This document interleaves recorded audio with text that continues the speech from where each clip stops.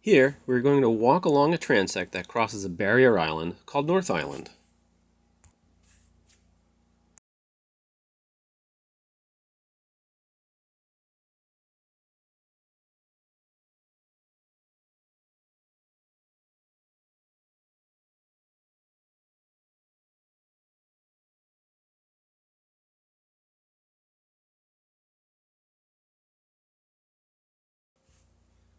The backside, or landward side, of a barrier island is fringed by salt marsh.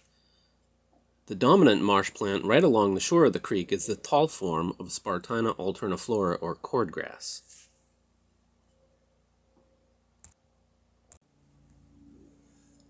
As we get to the center of the marsh platform, Spartina still dominates, but the height of these plants tends to be lower. We call this the short form of Spartina alterniflora.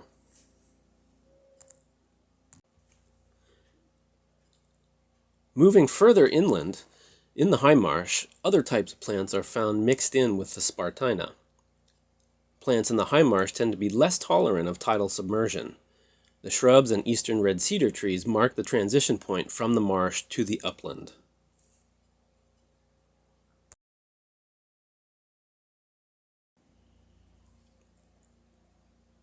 At the upper limit of the marsh, you see a rack line.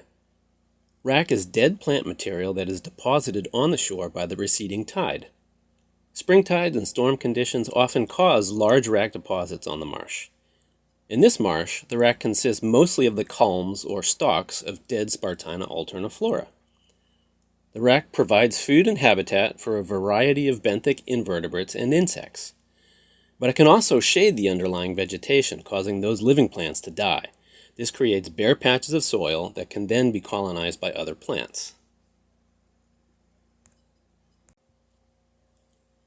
The back dune habitat spans the central interior region of the island.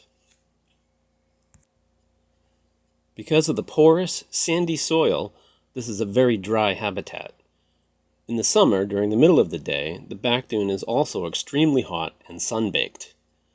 During strong storms, salt spray can coat the plants. All the organisms found here are adapted to withstand these harsh conditions.